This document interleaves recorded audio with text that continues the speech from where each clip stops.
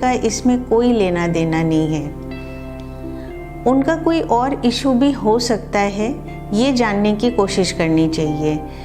May be कि बच्चों को स्कूल में कोई प्रॉब्लम हो रही हो, टीचर जो पढ़ा रही हैं वो समझ ना आ रहा हो, या कोई बच्चा टीज कर रहा हो, इवन कोई हेल्थ इशू भी हो सकता है जिसके बारे में बच्चे आपसे डिस्कस नहीं कर पा रहे हैं। पेरेंट्स इसको अपनी लाइफ से भी कोरिलेट कर सकते हैं, क्योंकि पेरेंट्स की लाइफ में भी बहुत प्रेशर्स होते हैं। सपोज़ आप बाहर जाते हैं, ऑफिस में काम करते हैं और किसी दिन आपका कोई काम अच्छा नहीं हुआ और बॉस ने कुछ कह दिया, या कोई ऐसा कोलीग है जो आपको टीज करता है और आपको अच्छा नहीं लगता, लेकिन वो रोज़ मिलता है। और जब आप घर वापस आते हैं तो कभी कभी लोग घर पे भी आपको ब्लेम करते हैं कि आपका घर का काम ठीक नहीं हुआ।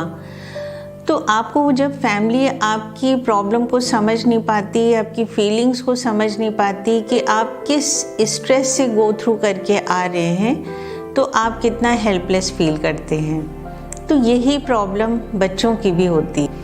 उनको पता है कि उनके लिए पढ़ाई इम्पॉर्टेंट है, अच्छे ग्रेड्स लाना भी ज़रूरी है, तभी लोग उनकी तारीफ़ करेंगे, लेकिन उसके बाद भी उनका मन नहीं लगता है और वो बहुत हेल्पलेस फील करते हैं। तो ऐसे में पेरेंट्स को ये जानने की कोशिश करनी चाहिए कि क्या ऐसा रीज़न है जिसके कारण बच्चे पढ़ नहीं रहे हैं, उनका मन नहीं लग रहा है। तो पेरेंट्स अगर उस प्रॉब्लम को समझेंगे और उस पर वर्क करेंगे तो बच्चों की पढ़ाई में मन ना लगने वाली प्रॉब्लम दूर हो सकती है। और इसके लिए पेरेंट्स को ये समझना चाहिए कि हर बच्चा डिफरेंट होता है। तो आप जो एक स्ट्रैटेजी एक बच्चे पर लगाएंगे वही दूसरे पे हो सकता है ना इफ़ेक्टिव हो, क्योंकि जब आपके अपने भी 2 बच्चे होते हैं या ज़्यादा होते हैं तो आप उनको भी अलग अलग स्ट्रैटेजीज से डील करते हैं। तो पढ़ाई में भी ऐसा ही है, आपको देखना होगा कि आपके बच्चे के लिए क्या चीज़ इम्पॉर्टेंट है और क्या चीज़ इफ़ेक्टिव हो रही है।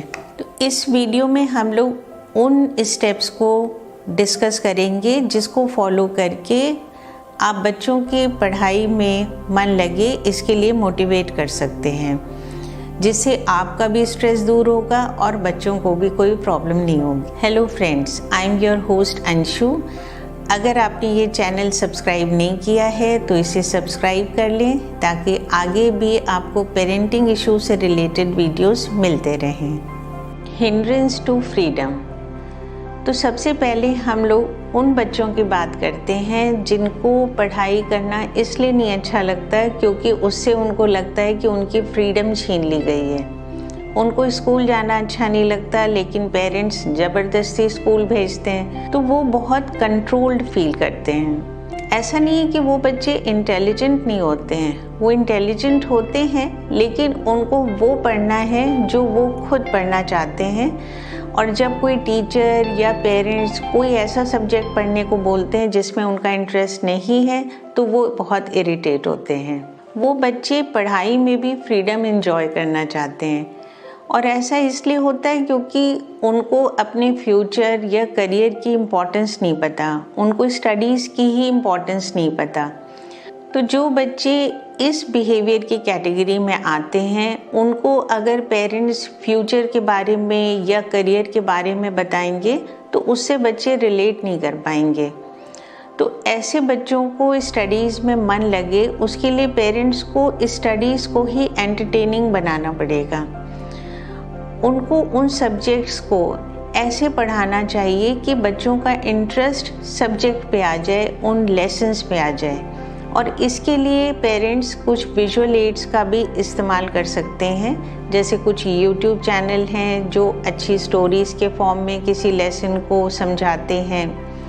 कुछ रिलेटेड टॉपिक्स पर फिल्म्स होती हैं या कोई स्टोरीज़ होती हैं, तो आप उसकी हेल्प ले सकते हैं। कभी कभी बच्चों का जो फेवरेट कार्टून कैरेक्टर है उससे रिलेट करके कोई स्टोरीज़ फॉर्म कर लीजिए और उसको सब्जेक्ट से मैच कराइए, ताकि बच्चों का इंटरेस्ट पढ़ाई में और सब्जेक्ट में आने लगे। तो इस समय पेरेंट्स का फोकस फ्यूचर या करियर पर नहीं, बल्कि उनका पढ़ाई में मन लग जाए और वो मेंटेन रहे, बना रहे, इस पर ध्यान देना चाहिए।